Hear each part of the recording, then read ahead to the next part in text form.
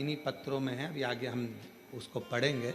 वो प्रश्न में लिखती हैं कि मैं मंदिर तक नहीं जा पा रही हूँ क्योंकि घर में मेरे सास ससुर बीमार हैं। फिर उसने पत्र में लिखा कि मैं पहले मंदिर जाती थी, अब नहीं जा पा रही हूँ क्योंकि मेरे सास ससुर बीमार हैं, पति को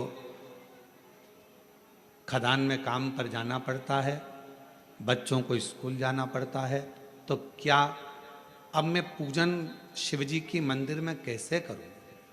तो मेरा उस बहन से जिसने पत्र लिखा है, उस बहन से इतना ही कहूँगा कि आप मंदिर नहीं जा सकते, अपने सास ससुर की सेवा कर रहे हो, परिवार की सेवा में लगे हो, ये भी मेरे शंकर की सेवा ही है, ये भी मेरे शिव की सेवा।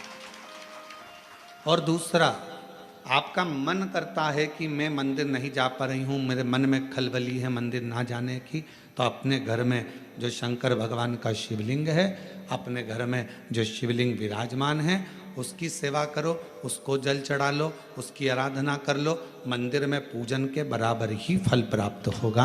आप उस सेवा में तो लोग सास ससुर की भी सेवा कर रहे हो। पंडरीनाथ में हरि विठ्ठल विराजमान है, किसके लिए आए थे? पौंडलिक के लिए। पौंडलिक ने करा क्या था? अपने माँ बाप की सेवा, अपने माता पिता की सेवा। वो तो कभी मंदिर में नहीं गया, ना वो कभी शिवालय गया, ना देवालय गया, ना मंदिर गया, केवल माँ बाप की चरणों की सेवा कर रहा था।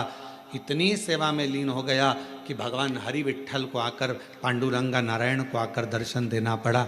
इतना कीचड़ हो रहा था कि वहाँ पौंडलिक ने एक ईंट फेंक दी और उस ईंट के ऊपर भगवान दोनों हाथ कमर पर रखकर खड़े हो गए, हरि विठ्ठल खड़े हो गए, उसका इंतजार करते रहे।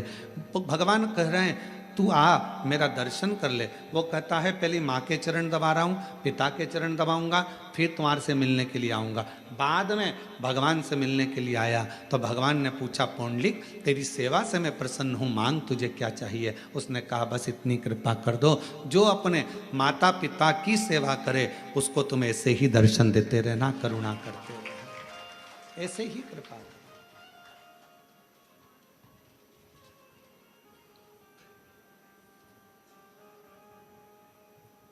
क्या करें हम? कोई कोई माताएं ऐसी हैं, कोई कोई भाई ऐसे हैं, कोई कोई जीजियाँ जीजा, मेरी बेटियां बेटा ऐसे हैं, मंदिर बहुत दूर है, जाएंगे कैसे? कैसे? तो जहां अपना घर है, घर के अंदर जो शिवालय है उसकी भी आराधना कर सकते। घर में जो मंदिर है, घर में जो भगवान विराजना है, उसकी भी आराधना करो, साधना करो। कभी भी अपने घर के बच्चे को नालायक मत समझो, कभी भी अपने घर के बच्चे को हम हमेशा लायक ही समझो। अपने घर का जो बेटा है, कई माताएं अपने बच्चे से कह देती तुझ में अकल नहीं है, तुझ में अकल नहीं है, तुझ में अकल नहीं है। कई माताएं कह देती हैं अपनी अपनी बातों में, वो देखो उसका पति बेचारा इतना कर लेता है, उसका पति वैसा कर लेता है, और तुम तो घर में पड़े रहते हो, तुम्हारे से तो कोई काम बनता नहीं है, ये जाते नहीं बनता, वो काम करते नहीं बनता।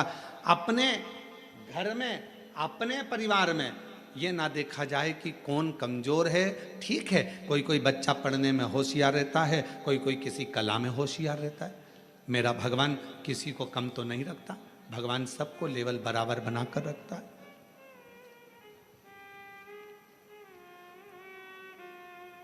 पांच उंगलियां पांचों बराबर नहीं हो सकती। अगर पांचों बराबर हो जाए तो ये मुष्टिका बंध नहीं सकती। इसलिए इस मुष्टिका को बांधने के लिए पांच उंगलियों को भी परमात्मा ने अलग अलग बनाया है, किसी को छोटी, किसी को बड़ी, किसी को मंजली, किसी को संजली बनाया। परमात्मा सबको, घर में पांच बहनें, आप भी होंगी, दो तीन बहनें तो होंगी, दो नहीं होगी, तीन होगी, तीन नहीं होगी तो एक होगी, काका बाबा की मिला लो दो चार तो बहनें होगी। सबका रहने का तरीका अलग, सबका खाने का तरीका अलग, सबका बोलने का तरीका अलग, सबका व्यवहार अलग, सबके अपने अपने तरीके, अपना अपना व्यवहार है सबका, और सब अपने अपने व्यवहार से, सब अपने अपने तरीके से रह रहा है, सब अपने व्यवहार। अब कई माताएं कहती हैं कि हमारा वो जेठानी तो कभी मंदिर नहीं जाती, भगवान शंकर से प्रार्थना करो, जेठानी नहीं जा रही है तो मत जाने दो। कोई कोई ऐसा होता है जिस पे मेरे भगवान शंकर का प्रेम बहुत होता है, वही तो जाएगा ना। कोई कहे मेरी देवरानी नहीं जाती, मत जान दो, उसकी मर्जी। आप अपना कर्म करो, आप भगवान के मंदिर जाओ, आप शिवालय जाओ, शंकर जी की आराधना करो। घर में कई कई लोग ऐसे रहते हैं, पति से कहो तुम व्रत कर लो, पति नहीं करता, तो उसका मतलब ये थोड़ी ना है कि वो धर्मात्मा नहीं है। पति मंदिर नहीं जाता तो इसका मतलब ये थोड़ी ना कि वो धर्मात्मा नहीं है। बेटे मंदिर नहीं जा रहे तो इसका मतलब ये थोड़ी ना कि बेटे धर्मात्मा नहीं है। आप मंदिर जा रही हो ना, आप मंदिर जा रही हो तो आपके पुण्य का एक अंश आपके पति के खाते में जा रहा है और आपके पुण्य का एक अंश आपके बच्चों के खाते में जा रहा है। तो फिर क्यों सोचना मेरा पति मंदिर नहीं जाता गुरुजी, मेरा पति कथा में नहीं आता गुरुजी, मेरा पति ये नहीं करता गुरुजी, मेरा पति भगवान की कथा में नहीं जाता। मत जाने दो, तुम तो जा रही हो ना। मेरी सास दिन भर घर में रहती है, वो कथा नहीं सुनती गुरुजी, टीवी चालू रहती है तो भी उसका मन नहीं लगता। मत लगने दो, तुम टीवी तो चालू कर दियो ना, तुम्हारा तो लग रहा है ना। बस अपन हम सुधरेंगे युग सुधरेगा, हम सुधरेंगे युग, हम बदलेंगे युग बदलना किसको है? अपने आप को। जब हम बदलेंगे तो युग अपने आप बदल जाएगा। आपको देखकर एक ना एक दिन तुम्हारे घर में, एक ना एक दिन, तुम महीना 2 महीना कथा तो सुनो, एक आध दिन पति भी 5-10 मिनट टीवी के सामने बैठकर कथा सुन ही लेगा। तुम बदल कर देखो, वो भी बदलेगा। आप चाहती हो कि आपका बच्चा अच्छी पढ़ाई करे, तो आपको अपना मोबाइल पढ़ाई के समय पर, बच्चों को पढ़ाते समय अपना मोबाइल कहीं दूसरी जगह रख देना है, तब बच्चों को पढ़ाना है। मालूम पड़े बच्चों को लिखने को दे दिया, हाथ में तुम मोबाइल लेकर बैठ गई, बच्चा लिख रहा है, वो बच्चा कभी नहीं पढ़ पाएगा। उसका ध्यान अपनी मम्मी के मोबाइल में और मम्मी के ऊपर रहेगा। माँ जैसा करेगी बेटा वैसा करेगा। अपने मोबाइल को उठाकर तुमने रख दिया तो बच्चे को भी समझ में आ जाएगा मेरी मम्मी पढ़ाई को बहुत ज़्यादा मायना देती है, पढ़ाई के ऊपर प्रेशर देती है, इसलिए मुझे पढ़ाते समय मोबाइल हाथ में नहीं देती, मतलब मुझे पढ़ना है। फिर बच्चा पढ़ना प्रारंभ करेगा। माताएं हाथ में मोबाइल है, बच्चे से कहती पढ़, लिख लिख, A for apple, B for ball, जल्दी लिख। लिख रहा है? हाँ मम्मी। क्या क्या लिखा? A for apple, B for ball, ठीक है, सी फॉर कैट। अभी तक नहीं लिखा, बैठा है इतनी देर से। अर्थात तुम्हारे मोबाइल चलाने से तुम्हारे बच्चे पर प्रभाव पड़ा। तुम्हारा ध्यान मोबाइल में था, बच्चे का ध्यान तुम पर था, तो वो लिख नहीं पाया। जब पूरा एकाग्र चित्त लगाकर अपने बच्चे को पढ़ाओगे तो वो बच्चा अपने आप पढ़ना प्रारंभ करेगा, दिल लगाना प्रारंभ करेगा, मन लगाना प्रारंभ करेगा।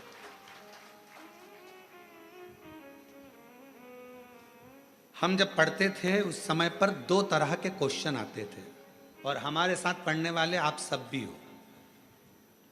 ऐसा नहीं कि आप कोई बहुत ओल्ड हो या न्यू हो, सब हमारे साथ के हो। हमारी जीजी हो, हमारे जीजा हो, बहन हो, तो हमारे साथ के ही हो। हमारे समय पर 2 तरह के क्वेश्चन आते थे। एक क्वेश्चन आता था ऑब्जेक्शन, मतलब जैसे कहते थे कि एक प्रश्न के बहुत सारे उत्तर लिखे होते थे। 4 तरह के उत्तर लिखे रहते थे और उसमें बताना पड़ता था कि इसमें से कौन सा उत्तर सही है, बोलिए।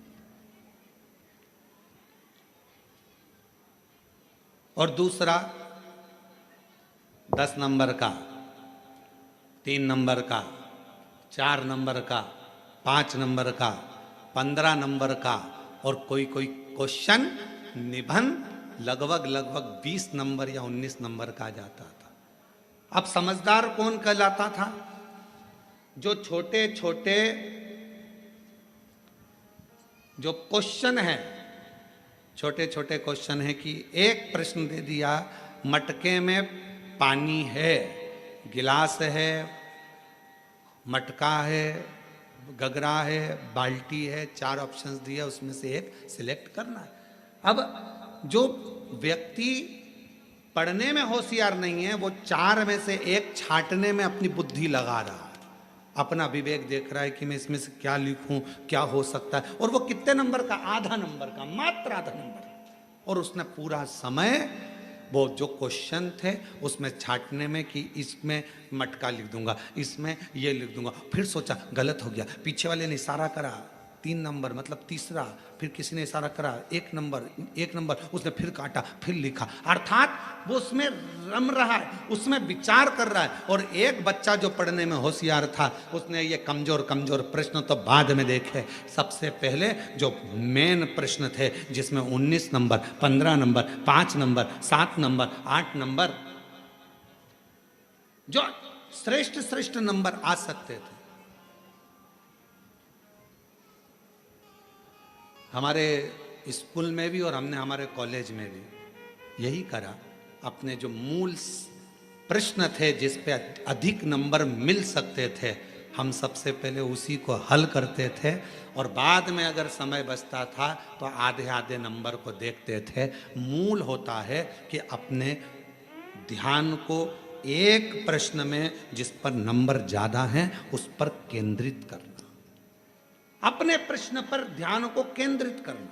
और आज भी हम भले शिव महापुराण की कथा मेरे बाबा की करुणा से, शंकर भगवान करुणा से बाँच रहे हैं, शिव जी बाँच रहे हैं, शंकर जी की कृपा है, शिव जी ही बाँचने वाले, शिव ही कराने वाले और शिव ही सुनने वाले। पर आज भी ध्यान वही रहता है कि अपना ध्यान भगवान शंकर की भक्ति पर केंद्रित रखो, बस उस जगह से अपने ध्यान को नहीं हटाना। ये छोटे छोटे प्रश्न, ये छोटे छोटे सब्जेक्ट, तो ये छोटे छोटे क्वेश्चन तो आते रहेंगे जाते रहेंगे। मूल है मेरा शिव, मूल है मेरा शंकर, मूल है मेरा शंकर।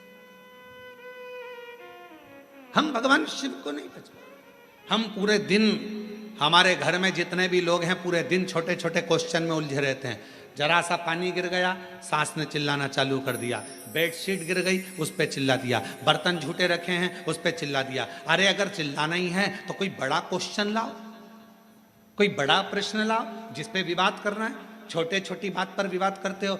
जरा सा खाने पर विवाद कर दिया, रोटी ज्यादा बन गई तो विवाद, सब्जी फेंक दी तो विवाद, सब्जी में जरा सी मिर्ची जल गई तो विवाद, गैस की टंकी जल्दी खत्म हो गई तो विवाद, तेल जल्दी खत्म हो गया तो विवाद, मिर्ची जल्दी खत्म हो गई तो विवाद, पति आकर बोला कल ही तो सब्जी लाया था तो विवाद चालू हो गया। ये छोटे सब्जेक्ट है, ये छोटे क्वेश्चन है। इन छोटे क्वेश्चनों के लिए समय मत निकालो, बड़ा क्वेश्चन ढूंढो। लड़ाई करना है तो कोई बुलंद बात लेकर आओ जिसके पीछे लड़ाई हो। तो बात है, छोटी छोटी बात पे क्या लड़ाई करना। उसी तरह भगवान को पाने के लिए क्वेश्चन बड़ा, मतलब मन बड़ा करिए, शिव की ओर केंद्रित करिए, भगवान शंकर में मन लगाकर जब आप अपने हृदय से शंकर को पुकारोगे तो निश्चित है सारे क्वेश्चन अपने आप हल होना प्रारंभ हो जाएंगे, रिजल्ट अच्छा है।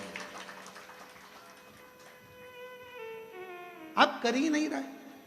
अपना केंद्र बिंदु आपने शिव को बनाया कहाँ है? आपने और हमने अपने केंद्र बिंदु को शंकर को नहीं बना पाए। अपने आप को हम शंकर से जोड़ नहीं पा रहे। हम केवल वस्तुओं से जोड़ रहे हैं, केवल वस्तुओं से। किसी ने कहा अभी मुहूर्त अच्छा नहीं है, मंदिर नहीं जाना चाहिए। फिर किसी ने कहा अभी काल घड़ी चल रही है, अभी यह काम मत करना। और मालूम पड़े श्वास अभी चल रही है और बाद में निकल गई तो कौन सा भरोसा? कैसे केंद्र करें? शंकर भगवान का एक नाम काल अधिपति महाकाल है। सबकी घड़ी बदल देता है, सबका समय बदल देता है, सबका चक्र बदल देता है, सबका काल बदल देता है। उसको महाकाल कहते हैं। अगर कोई कहे ये समय अच्छा नहीं, वो समय अच्छा नहीं, मेरे महाकाल बाबा का नाम लो और कदम आगे बढ़ाते चल जाओ, अपने आप सफलता मिलना प्रारंभ हो जाएगी। बोल बम का नारा है, महाकाल का नाम लो और आगे बढ़ते चले जाओ, शिव का नाम लो आगे बढ़ते चले जाओ, शंकर का नाम लो आगे बढ़ते चले जाओ। कैसे नहीं होगा? शिव को केंद्रित करो।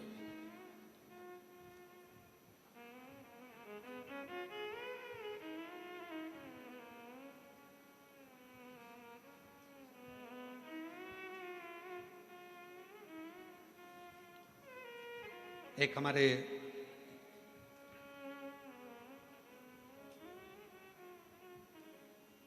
भूतड़ा परिवार है हैदराबाद में, श्री रामनिवास ब्रजगोपाल जी भूतड़ा। एक बार वो मिलने के लिए आए और उन्होंने कहा, गुरुजी बहुत मन है हैदराबाद में शिव महापुराण की कथा हो, पर व्यवस्था कैसे हो, इतना भीड़ आता है, इतना पब्लिक आता है, इतना भाग्यनगर में कथा होना और इतना भीड़। हमने कहा, भूतड़ा जी क्यों चिंता करते हो, बाबा पर भरोसा रखना, माता पिता पर भरोसा रखना, उनके आशीर्वाद पर भरोसा रखना, तो जिंदगी में ऐसा नहीं कि आप शिव महापुराण की कथा नहीं करवा पाओगे, जरूर करवा पाओगे। और यहाँ पर भी बैठे हैं यजमान परिवार, हमारे को रोज लेकर आते हैं। उन्होंने कहा, गुरुजी साहू परिवार है, एक वो अग्रवाल परिवार है, और ये लोग कहे हमने सोचा था केवल कि कभी जजमान बनेंगे। अब इसके लिए आपको शर्मा जी को धन्यवाद देना चाहिए कि हमने सोचा था केवल कि हम जजमान बनेंगे, पर बाबा की कृपा ऐसी हुई गुरुदेव कि आज कोरबा में हम जजमान पद ग्रहण कर लिए। ये शिव की उदार, ये शंकर की पद, ये शिव की उदार। और बाबा की ऐसी कृपा हुई कि हैदराबाद में भी भाग्यनगर वालों के भाग्य खुल गए, और 13 से 17 अगस्त तक 5 दिवसीय शिव महापुराण की कथा तेलंगाना हैदराबाद भाग्यनगर में होगी।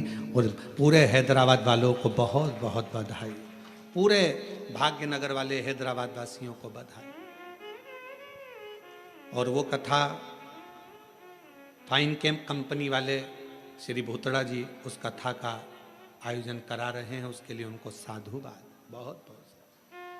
और संपूर्ण हैदराबाद वासियों को ये गौरव होना चाहिए कि बाबा की कथा आपके क्षेत्र में हो रही है। आगे बढ़कर सेवा, आगे बढ़कर बाबा की भक्ति करो, खूब सेवा करो, जितना बन सके उतनी सेवा करो। अगस्त में कथा मिली है 5 दिन की, 13 से 17 अगस्त तक 5 दिवसीय हैदराबाद वासियों शिव कथा। भगवान ओघड़दानी का चरित्र, आप अपना ध्यान केंद्रित करो भगवान शिव के प्रति। ये ना सोचिए कि मैं मंदिर नहीं जाती, मुझे भगवान नहीं मिलेंगे, मैं ये कर्म नहीं करती, भगवान मुझे नहीं मिलेगा। आप हृदय से निर्मल मन सो मोहि पावा, और मोहि छल छिद्र कपट ना भावा। आप हृदय से भगवान को पुकारो। और मैंने तेरे ही भरोसे बाबा, तेरे ही भरोसे हवा बिच उड़ती जावांगी, बाबा डोर हत्तो छठी नाम कटी जावांगी। भोले मैं तेरी पतंग, शंभो मैं तेरी पतंग, हवा बिच उड़ती जावांगी, बाबा डोर हत्तो छठी नाम कटी जावांगी। भोले मैं बाबा से अपने हृदय की बात, अपने मन की बात शिव को समर्पित करिए। जब हम अच्छा सोचेंगे अच्छा मिलेगा, अच्छा कर्म करेंगे अच्छा प्राप्त होगा। संत, सती, और तीसरे नंबर पर भक्ति। 3 है जो हमारे घर का भी कल्याण कर रहे हैं, परिवार का भी कल्याण कर रहे हैं, हमारे मोहल्ले का भी कल्याण कर रहे हैं, हमारी कॉलोनी का भी कल्याण कर रहे हैं, हमारी सोसाइटी का भी कल्याण कर रहे हैं, और हमारे क्षेत्र का भी कल्याण कर रहे हैं। शिव महापुराण में अगर कभी पढ़ें या लिंग महापुराण का अध्ययन करें तो लिंग पुराण में एक बात मिलती है, जिस कॉलोनी, जिस गांव, जिस नगर, जिस ग्राम में शंकर भगवान का शिवलिंग, जिस सोसाइटी में, कॉलोनी में, गांव में, नगर में नहीं होता, शिव महापुराण की कथा और लिंग पुराण की कथा कहती है कि वहां का विकास होना बहुत कठिन हो जाता है। उसी तरह घर के अंदर भी अगर छोटा सा शिवलिंग है, एक छोटा सा शिवलिंग भी अगर आपके घर के अंदर है, तो वो आपको तरक्की की ओर लेकर जाएगा।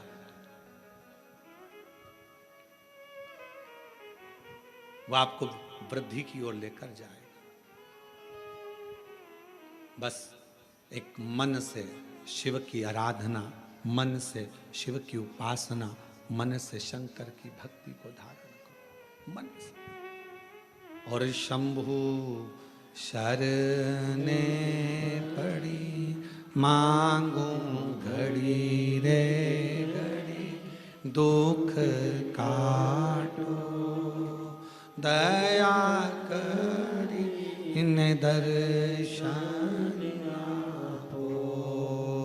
शंभु शरणे पड़ी मांगू घड़ी रे घड़ी, दुख काटो दया करी इन दर्शन। शिव महापुराण की कथा कहती है, अच्छा विचार, अच्छी सोच, अच्छा कर्म, अच्छा क्रम, यह हमारे जीवन को एक आनंद देता। देखिए जरा कथा में माँ जगत जननी अम्बा माँ, माता पार्वती जी आज अपने स्नान के लिए जाती हैं। तन पर उपटन लगा और तन पर उपटन लगा हुआ है, पूरा शरीर उपटन से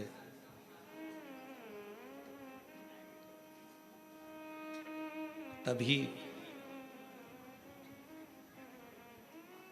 मां एक कंदरा के अंदर, एक गुफा के अंदर, मां एक कंदरा के अंदर, गुफा के अंदर मां जगत जननी दुर्गा भवानी माता पार्वती स्नान के लिए गई। कंदरा के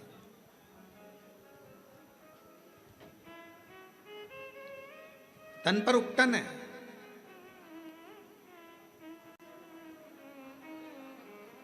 और सखियों ने उस उपटन को निकाला।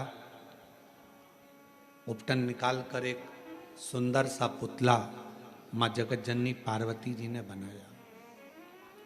थोड़ा ध्यान देना, फिर निवेदन करेंगे। आज कथा की शिवरात्रि है, अर्चन बहुत रहेगी, पर ध्यान लगाकर कथा को सुनना।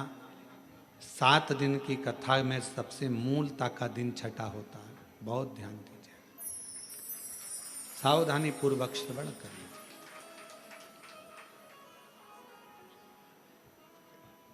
तन का उपटन निकाला। मां जगत जननी अम्बा दुर्गा भवानी ने, मां पार्वती जी ने उस उपटन से सुंदर एक पुतला का निर्माण किया। पुतला बना तो सखी ने कहा कि क्या इसमें प्राण आ सकते? क्यों नहीं, क्यों नहीं आएंगे? क्या इस पुतले में प्राण आ सकते हैं? क्यों नहीं आएंगे?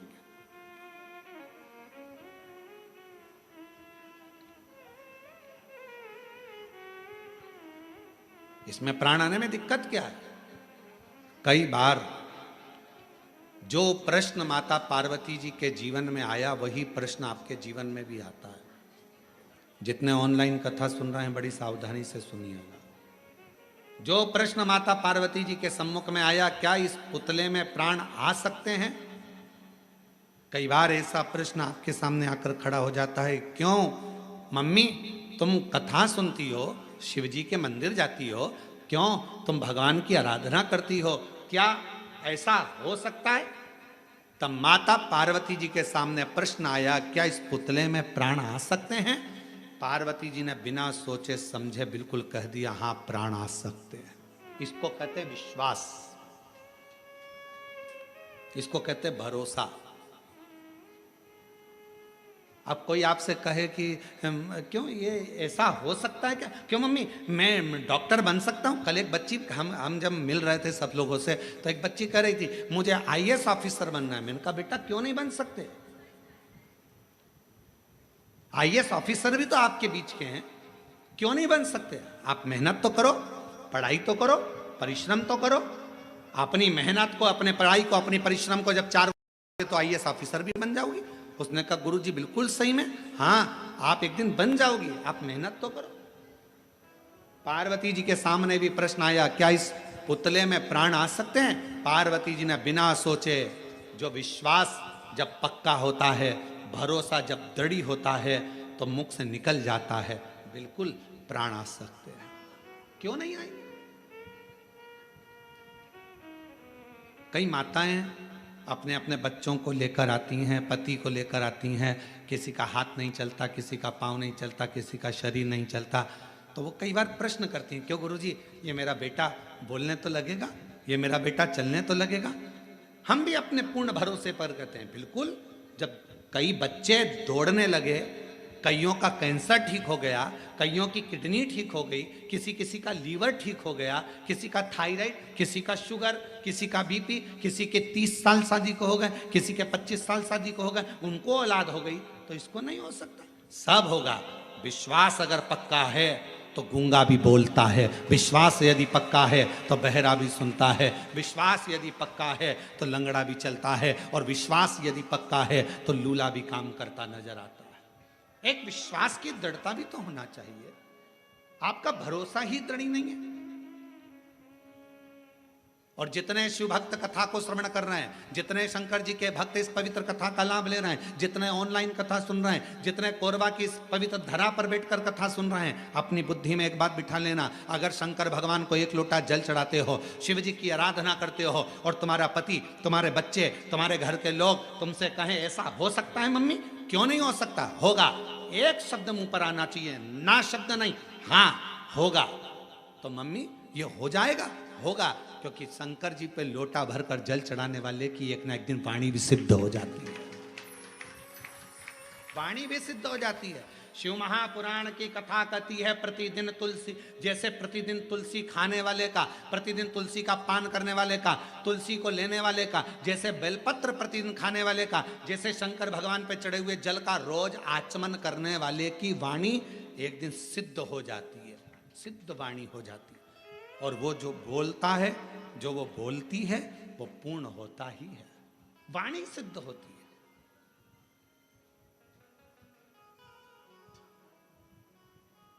क्यों नहीं होगा? तुम्हारे मुख से अगर बच्चे पूछे मम्मी ऐसा हो जाएगा, होगा, क्यों नहीं होगा? पति कहे बहुत कर्जा हो गया है, चूक नहीं रहा, बहुत मेहनत कर रहे हैं, पत्नी का शब्द होना चाहिए, होगा। मेरा विश्वास कहता है, मेरा एक लोटा जल कहता है कि एक दिन पूरा कर्जा चूकेगा और हम सब अच्छे से भोजन करेंगे। ये हमारा मन कर, ये हम कर, ये मेरा विश्वास कहता है। और शंभु शरणे पड़ी, मांगू घड़ी रे घड़ी, दुख घाटो दया दर्शन आपो। ओ शंभु शरण पड़ी, मांगू घड़ी रे घड़ी, दुख काटो दया दर्शन आपो। शिव महापुराण की कथा कहती है, जब भक्ति का पुण्य बढ़ता है तो भगवान छप्पर फाड़ कर देना प्रारंभ करता है। भक्ति का पुण्य बढ़ता है तब भगवान छप्पर फाड़ कर देना प्रारंभ करता है, और जब व्यक्ति का पाप बढ़ता है तो भगवान थप्पड़ मार कर लेना प्रारंभ करता है।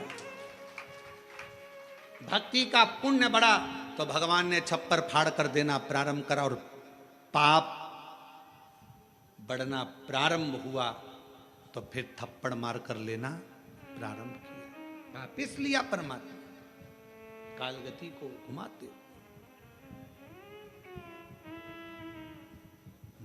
मत बुरे कर्म कर बंदे, वरना पछताएगा, भगवान की आंखों से तू बच नहीं पाएगा, तू बच नहीं पाएगा।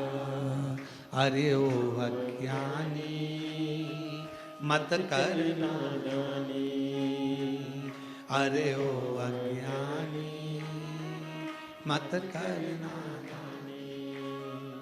तेरे कर्म का फल भी तू ही पाएगा, जैसा किया तूने तेरे आगे आएगा।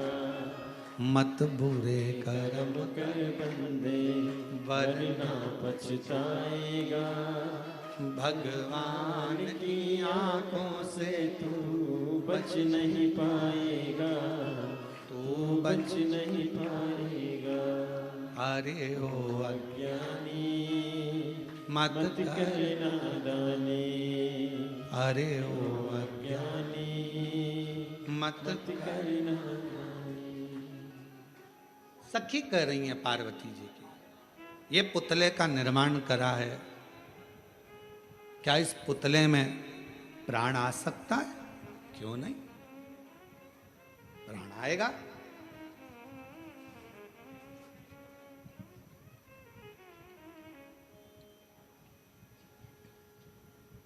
पुतले में प्राण आएगा। सही में? हां, पार्वती जी ने हाथ जोड़े, विश्वास पक्का है। मन चंगा तो कठोते में गंगा, मन चंगा होना चाहिए।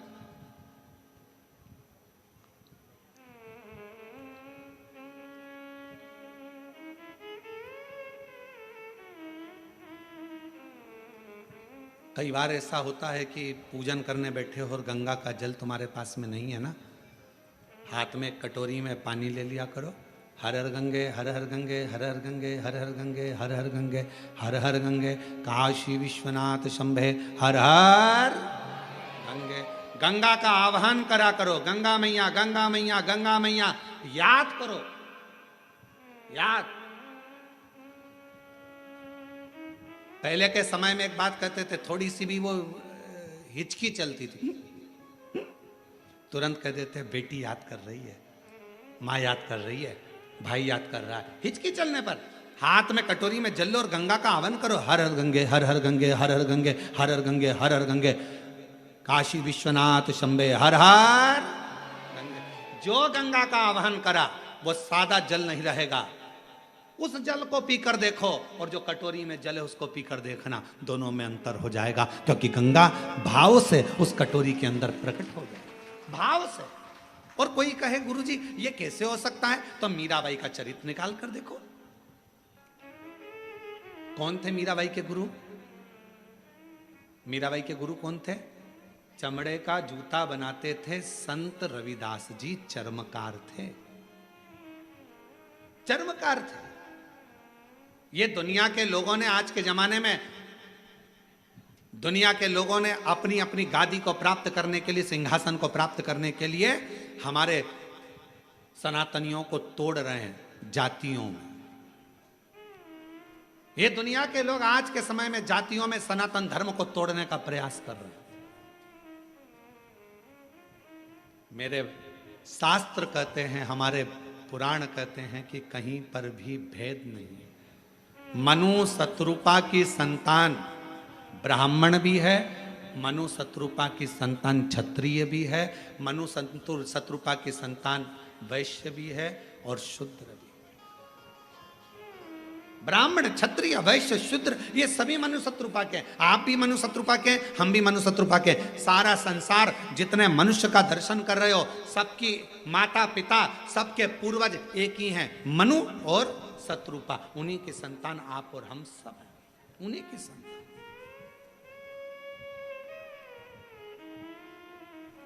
अब जब मनु शत्रुपा की संतान आप और हम सभी हैं, तो फिर ये भेद कहां से आ गया? फिर यह भेद कहां से आ गया? जब मनु शत्रुपा की संतान आप भी हैं, मनु शत्रुपा की संतान हम भी हैं, तो फिर भेद कहां से आ गया? कौन बड़ा कौन छोटा, कौन गरीब कौन अमीर, ये भेद भगवान की कथा नहीं करती है, यह हमारा शास्त्र नहीं करता, यह हमारी पुराणे नहीं करती। आप भी मनु शत्रुपा की संतान हैं, हम भी मनु शत्रुपा की संतान हैं। इसलिए जितना भी जगत है, जितने भी सब एक मनु शत्रुपा की संतान है, उसमें कोई भेद नहीं है। हमारे बीच में छत्तीसगढ़ शासन के माननीय मुख्यमंत्री जी की धर्मपत्नी जी श्रीमती कौशल्या देवी जी सहाय पधारी हैं। एक बार जोरदार ताली बजाकर उनका स्वागत वंदन। प्रत्येक कथा में छत्तीसगढ़ में जितनी भी कथा होती है, माननीय मुख्यमंत्री जी की पूरी उपस्थिति, उनकी धर्मपत्नी श्रीमती कौशल्या देवी जी सहाय दीदी, उनकी पूरी उपस्थिति दर्ज कराती हैं। और एक बार जोरदार ताली बजाकर श्रीमती कौशल्या देवी सहाय जी के लिए जोरदार ताली बजाकर साथ में।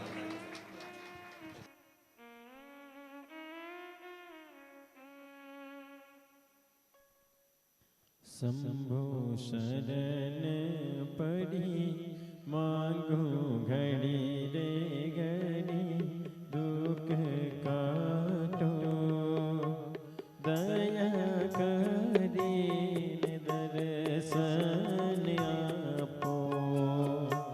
शंभो शरण पड़ी मांगो घड़ी रे घड़ी दुख काटो दया करी दर्शन